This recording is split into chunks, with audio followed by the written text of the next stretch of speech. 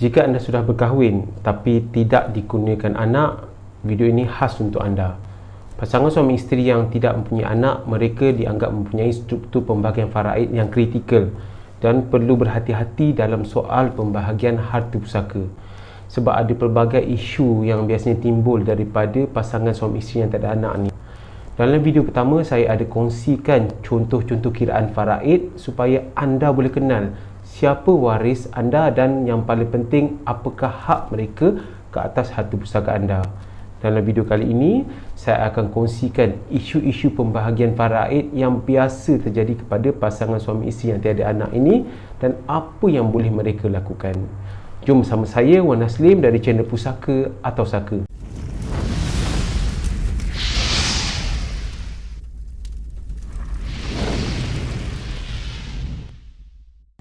Assalamualaikum warahmatullahi wabarakatuh. Apabila kita bercakap pasal waris-waris faraid, ramai yang menganggap bahawa bahagian faraid ni hanya akan dapat kalau mereka menuntut.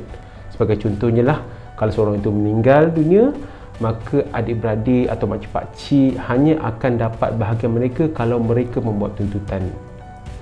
Kiranya kalau mereka tak menuntut, maka tak dapat lah. Dan ada ayat lagi best lagi, kalau kata diorang datang menentang, barulah diorang akan dapat kan. Apa yang kita kena faham sebenarnya, bahagian faraid ini memang dah dijamin dari sudut hukum dan juga undang-undang. Bahagian mereka itu memang dah ada. Kalau diorang tak buat apa-apa sekalipun, walaupun berdiam diri sekalipun, bahagian mereka tetap ada. Cuma kalau mereka merasa mereka tak nak bahagian mereka, mereka perlu menolak. Maksudnya semuanya atas ihsan mereka lah. Tapi dari sudut pembahagian faraid, ia perlu juga melalui proses undang-undang. Tak boleh main settle belakang, terutama kalau harta-harta yang berpendaftar seperti rumah, kereta, akaun bank, unit trust dan sebagainya. Prosesnya sama ada di pejabat pusaka kecil. Yang ini untuk kes-kes biasalah yang di mana kebanyakan kita akan pergi, atau yang keduanya akan ke mahkamah tinggi sibil. Biasanya bagi kes-kes pusaka yang besar lah, pusaka yang bernilai lebih daripada 2 juta. Ataupun yang ketiganya mungkin pergi ke amanah raya berhad. Ini bila si mati tadi meninggalkan harta pusaka yang tiada harta ta'alih. Harta ta'alih ni sebagai contohnya rumah dan tanah lah. Maksudnya dia meninggal dalam keadaan ada harta seperti cash sahaja dan nilaiannya di bawah RM600,000. InsyaAllah yang perkara ini saya akan kongsikan dalam video lain. Sila subscribe channel ini, tekan button subscribe dan tekan button lonceng sekali. Berbalik kepada isu pembahagian pusaka bagi pasangan suami isteri yang tak mempunyai anak. Isu yang saya nak cerita di sini adalah isu harta sepencarian. Harta sepencarian ini secara mudahnya bermaksud harta yang dikumpul atas usaha sama pasangan suami isteri. Dan harta sepencarian ini sebenarnya lebih popular di bahagian Asia Tenggara, termasuklah di Malaysia. Sebab di Asia Tenggara ni kebanyakan wanita bekerja dan mempunyai pendapatan sendiri. Ini sedikit berbezalah daripada negara-negara lain seperti negara-negara di Timur Tengah, di mana kebanyakan isterinya tidak bekerja dan menjadi suri rumah sepenuh masa.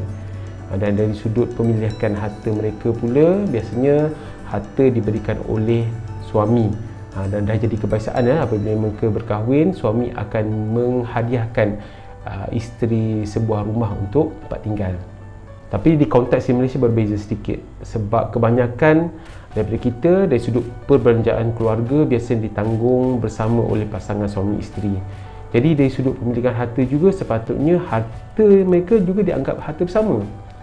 Tetapi walaupun harta tersebut diperoleh secara usaha sama, kadang-kala pemilikan dari sudut undang-undang berbeza. Contohnya, katalah pasangan ni ada beli sebuah kereta. Mungkin pembayarannya berkongsi bersama, tapi bagi kereta ni hanya satu nama saja yang boleh didaftarkan dalam geran. Sedangkan kita tahu tadi kedua-duanya membayar bersama, maka sepatutnya pemilikan adalah bersama. Tapi kalau pemilik yang di dalam geran tu meninggal dunia, kereta itu dianggap harta pusaka sepenuhnya dan perlu dibahagikan secara faraid.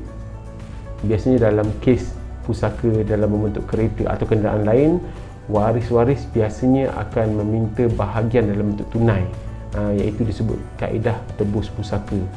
Dan itulah nilai yang dituntut merupakan nilai keseluruhan harta tadi. Sedangkan apa yang kita bincang tadi, Sepatutnya separuh daripada harta itu ataupun separuh daripada kredit itu adalah hak milik pasangan yang masih hidup.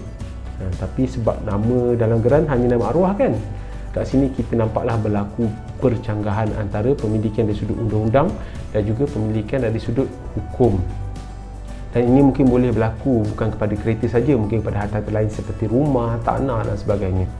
Kat sini perlunya persediaan semasa hidup bagi kedua-dua pihak lah, suami isteri, untuk memastikan kebajikan pasangan yang masih hidup tu terjaga dan tak teraniaya. Apa yang anda perlu buat? Anda harus pastikan kalaulah harta itu adalah harta semencarian, maka ia boleh dituntut sebagai harta semencarian.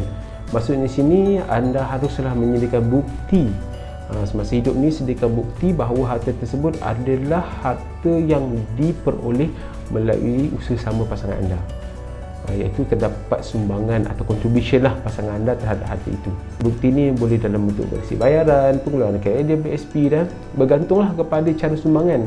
Dan sumbangan ini boleh dikira sebagai sumbangan terus ataupun sumbangan tidak terus.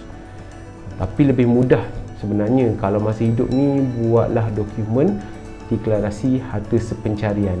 Declare siap-siap yang harta ni ada sumbangan pasangan anda. Cuma dengan isu harta sepencarian ni, pasangan yang hidup ni biasanya layak mendapat maksimum 50% sahaja. Itu pun kalau dia bekerja.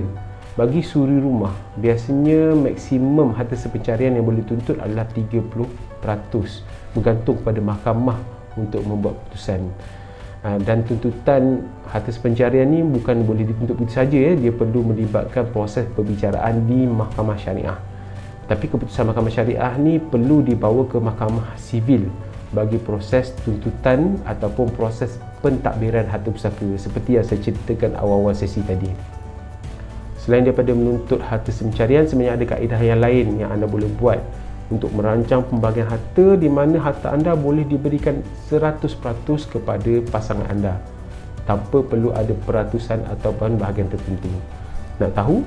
Okey, sila tonton video bahagian ketiga. Sila like dan sharekan video ini.